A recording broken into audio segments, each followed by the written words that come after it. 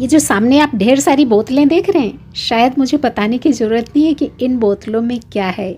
आप सभी को पता है कि इन बोतलों में है ढेर सारा तरह तरह का बायो एंजाइम्स। बहुत सारा मैं बना के रखती हूँ और बहुत सारे तरीके भी मैंने शेयर करे हैं। हालांकि 3 महीने का प्रोसीजर होता है बायो एंजाइम्स बनाने का, पर मैंने आपके साथ बांटा था कि कैसे आप सिर्फ 15 दिन में बना सकते हैं। गुड़ की ज़रूरत पड़ती है, पर मैंने आपको बताया कि बिना गुड़ के आप कैसे बायो एंजाइम्स बना सकते हैं। सब कुछ आपको चैनल पर मिलेगा। जो भी आप देखना चाहते हैं तो या तो चैनल पर देखिए या तो लिंक मांग लीजिएगा। नमस्कार, बेस्टी बेस्टी पर आप सभी का ढेर सारा स्वागत। आज एक नहीं 2 बहुत ज़रूरी सवालों के साथ। यहाँ पर देखिए कितना महत्वपूर्ण सवाल। कई बार नाम के साथ बहुत कन्फ्यूजन हो जाता है। मुझे नहीं पता ये मेरी बहन है या मेरे भाई हैं, पर जो भी हैं उनका बहुत सारा स्वागत है इस बहुत ज़रूरी सवाल के साथ। 7-8 तरह का बायो एंजाइम्स बना के रखा, मार्कर से नाम लिखा, नाम मिट गया। अब कन्फ्यूजन ये है कि कौन सा बायो एंजाइम कहाँ पर यूज करें, क्या मिक्स करके यूज कर सकते हैं। कुछ मेरी बालकनी का नज़ारा देखिए, मैं भी नाम नहीं ढूंढ पाऊँगी, नाम तलाशने बैठूँगी तो नाम में ही गुम हो जाऊँगी। ये देखिए, है ना। तो जब हम बोतलें रख देते हैं बना के तो ज़रूरी नहीं होता कि उसमें नाम रहे। और दूसरा एक और महत्वपूर्ण सवाल पूछा गया अर्चना बहन की तरफ से कि किन किन चीज़ों का हम लोग बायो एंजाइम बना सकते हैं और उन बायो एंजाइम्स को हम लोग कहाँ पर इस्तेमाल करें, उसके क्या फ़ायदे हैं। ये भी बहुत महत्वपूर्ण सवाल है। सब कुछ A to Z मैं कवर करने की कोशिश करूँगी और आपसे रिक्वेस्ट करूँगी कि वीडियो को लाइक ज़रूर करें। अपनों के बीच वीडियो को बांटें, जिससे कि आपके साथ साथ आपके अपनों का भी कन्फ्यूजन दूर हो सके। हमारे परिवार से जुड़ने के लिए बेल आइकन अभी से दबा दीजिए अगर आप वीडियो पहली बार देख रहे हैं। तो सबसे पहले तो हम लोग ये जानेंगे कि आखिरकार बायो एंजाइम्स होते क्या हैं। बनाने का तरीका एक नहीं अनेकों बार मैंने शेयर किया, अलग अलग तरीक़ों से। कैसे 3 महीने में बनाएं, कैसे 15 दिन में बनाएं, कैसे गुड़ के साथ बनाएं, कैसे बिना गुड़ के, और कैसे बिल्कुल मुफ्त में। सब कुछ आपको चैनल पर मिलेगा। तो ये बायो एंजाइम अपना एक ऑर्गेनिक फर्टिलाइज़र जो फर्मेंटेशन की प्रक्रिया द्वारा बनाया जाता है।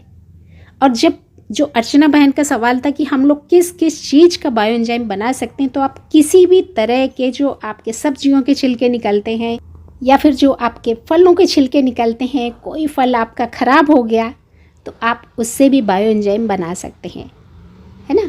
तो ये सब कुछ मैंने एक नहीं कई बार शेयर किया। किसी बात में कोई कन्फ्यूजन है तो वो आप लिंक मांग सकते हैं। चैनल पर जाएंगे तो सब कुछ आपको प्लेलिस्ट में मिलेगा, तो वहाँ से आप एक नहीं अनेकों तरीके देख सकते हैं। यहाँ पर सीधा मैं बढ़ूँगी कि किन किन बायो एंजाइम्स को हम लोग कहाँ कहाँ पर इस्तेमाल कर सकते हैं। तो सबसे पहले मैं उठाऊंगी अपना citric bio enzyme. Citric bio enzymes वो होते हैं जो हम किसी भी तरह के खट्टे फलों के छिलकों से बनाते हैं। अब इनमें आपका नींबू भी हो सकता है, आपका संतरा भी हो सकता है, आपका कीनू भी हो सकता है, आपका मौसमी भी हो सकता है, या फिर आपका कोई और खट्टी चीज़ हो सकती है। अब ये जो सिट्रिक बायो एंजाइम्स हम लोग बनाते हैं, ये हमारा मल्टीपर्पज बायो एंजाइम होता है। जब हम पौधों की बात करते हैं तो पौधों में तो ये इस्तेमाल होता ही होता है। ये हमारे पौधों की मिट्टी को बनाता है एसिडिक। हर पौधे को, किसी को कम किसी को ज़्यादा, मिट्टी तो थोड़ी सी एसिडिक चाहिए। तो आप ये वाला बायो एंजाइम आप किसी भी पौधे में बिना किसी डर के इस्तेमाल कर सकते हैं।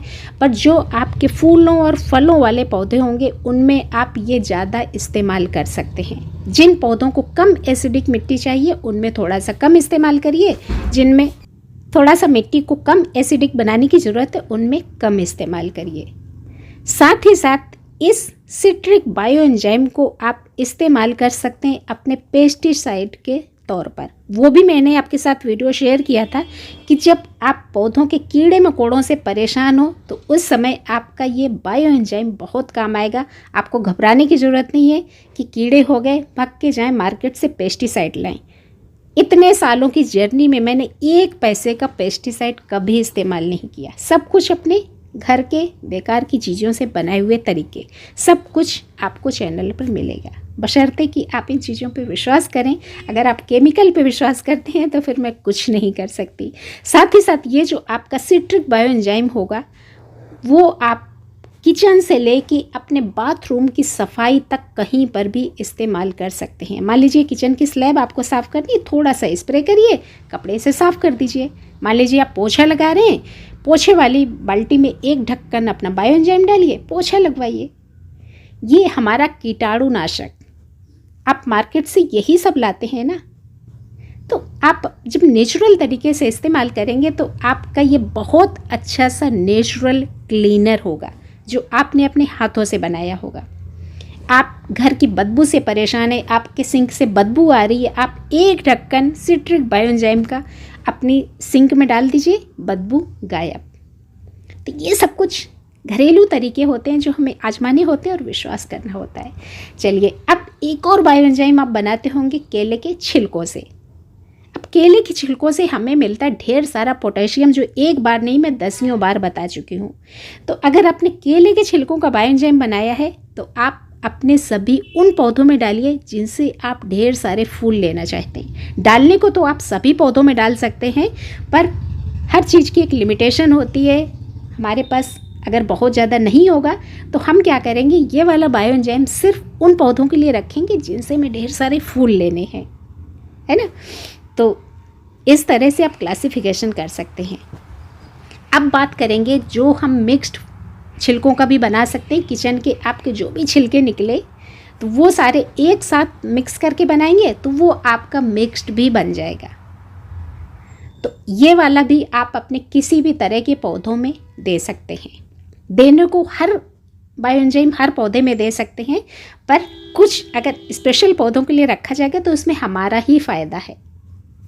तो ये तो हो गया हमारा अपना मिले जुले छिलकों का, मिली जुली प्रक्रिया, सारे पौधों को एक पोषण मिलेगा क्योंकि अल्टीमेटली ये हमारे पौधों को देगा ढेर सारी पौष्टिकता। अब एक मैंने शेयर किया था आपसे लहसुन और मिर्ची का, यहाँ पर भी मैंने सड़ी मिर्ची इस्तेमाल करी थी। आपको फ्रेश इस्तेमाल करने की ज़रूरत नहीं है। साथ ही साथ आप नीम के पत्तों को भी बना सकते हैं। तो ये आपका लहसुन का हो गया, मिर्ची का हो गया, नीम के पत्तों का हो गया, ये सब आपके हो जाएंगे नेचुरल पेस्टिसाइड्स, इंसेक्टिसाइड्स। तो जब आप अपने गार्डन के कीड़े मकोड़ों से परेशान हैं तो उस समय अपना ये वाला स्पेशल बायो एंजाइम इस्तेमाल करिए।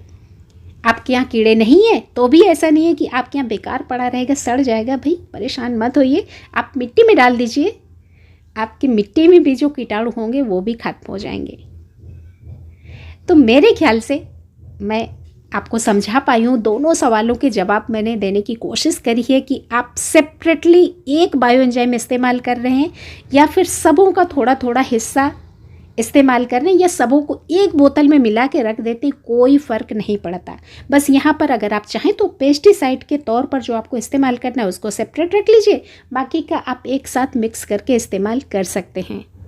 और इस कीटाणुनाशक बायो एंजाइम के साथ साथ जो अपना सिट्रिक है वो आप अपनी सफाई के लिए सेपरेटली एक बॉटल अपने वॉशरूम में रख दीजिए, एक बॉटल अपने किचन में रख लीजिए। सिंपल, बाकी सबका आप मिक्स एंड मैच करके इस्तेमाल कर सकते हैं।